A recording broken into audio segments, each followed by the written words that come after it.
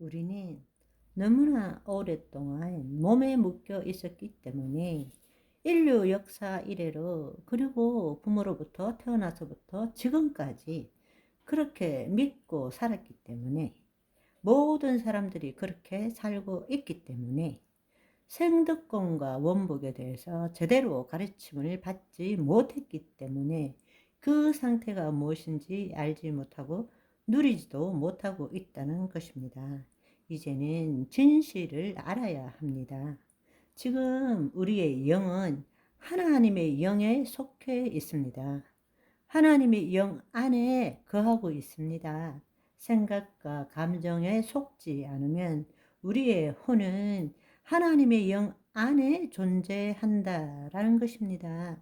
평상시 거듭나기 전에 습관 때문에 자신도 알지 못하는 사이에 혼이 자신의 생각과 감정을 선택함으로 몸의 종로로 타고 있지만 이제는 우리의 혼이 하나님의 영 안에 속해 있다는 사실을 정말로 깨달아야 하고 깨어나야 되고 알아야 한다는 것입니다. 우리가 거듭났다면 우리의 혼은 하나님의 영에 속해 있습니다. 이제 우리가 해야 될 일은 우리가 만든 정신세계로부터 깨어나야 합니다. 아멘. 내가 영화관의 좌석에 앉아있는 그 의식이 진짜 나지. 영화 보는 동안에 만든 환상의 현상의 거짓자가 내가 아니라는 사실을 깨달아야 한다라는 것입니다. 예수 그리스도 안에 거해야 합니다. 삶을 사는 것이 영화 보는 것과 똑같이 마찬가지입니다. 삶을 사는 것은 꿈을 꾸는 것과 똑같이 마찬가지입니다. 우리는 지금 거짓자로 자신이 만든 정신세계에서 살아가면서 실제와 진리를 보면서 접하면서 살아간다고 착각하고 있는 것입니다. 우리가 거듭났다면 우리의 진정한 존재는 예수 그리스도 안에 현존하는 그리스도 의식을 가진 존재입니다. 어떤 생각도 감정도 우리의 진정한 존재에 아무런 영향을 미치지 못합니다. 자유의지를 가진 혼이 다시금 몸의 종로로 탐으로써 그 생각을 선택하지 않는 이상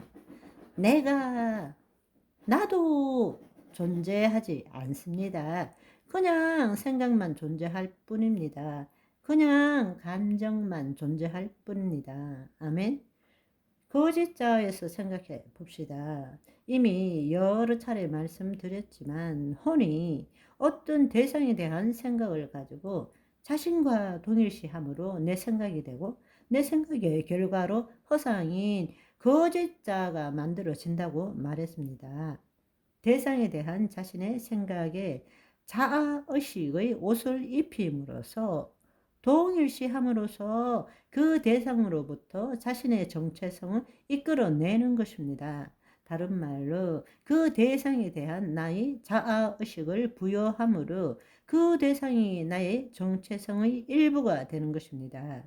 문제는 그 대상이 아니라 자아의식체인 혼이 자신의 정체성을 유지하기 위해서 생각을 통해서 그 대상과 동일시하고자 하는 무의식적인 강박 심리입니다.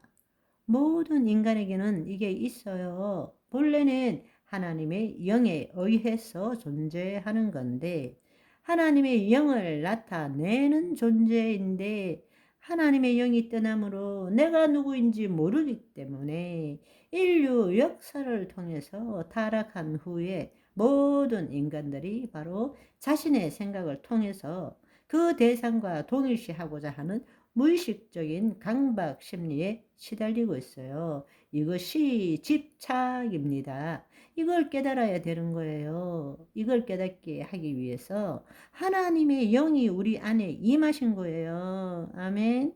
이 거짓자를 포기할 때, 이걸 깨달을 때 우리 안에 있는 신성이 하나님의 영이 우리 거짓자를 뚫고 나타나는 것이죠. 다른 말로 속 사람이 겉 사람을 뚫고 나타나게 된다는 것입니다. 아멘. 본래는 혼이 하나님의 영에 속해서 그 영을 나타내는 의식이 되어야 되는데 거짓 자에서는 생각이 혼을 대신하고 있는 것입니다. 여러분 생각해 보십시오. 나는 이렇게 할 때 그 나는 무엇을 의미합니까? 내 생각을 의미하는 거잖아요. 가장 아이러니한 사실은 우리의 혼이 생각을 선택함으로 만들어진 거짓자가 자신의 정체성을 유지하기 위해서는 또 자신의 삶의 온전함과 통성함을 유지하기 위해서는 자기 생각에 질문하고 그 답을 얻기를 원한다는 것입니다. 그 거짓자는 자신의 정체성을 확고하게 유지하기 위해서 모든 경험과 지식을 총동원해서 자신의 생각을 정당화시키는 일을 또 하기도 합니다. 그래서 우리 안에 견고한 진이 만들어지는 거예요.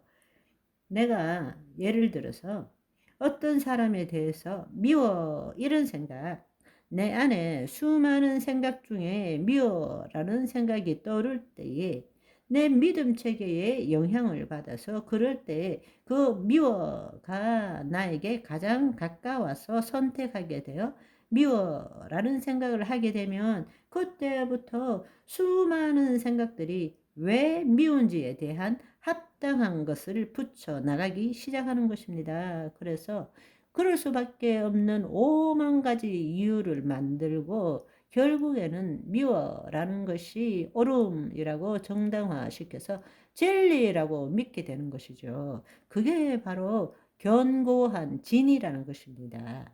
그 견고한 진을 파쇄하는 것은 내가 파쇄할 수 없는 것입니다. 오직 성령님이 우리의 마음을 새롭게 할 수 있게 되는 것입니다. 오늘도 내 안에 견고한 진을 파쇄시켜 주시는 하나님께 찬양과 감사, 영광 올려드리는 하루가 되시기를 소망합니다. 바이바이.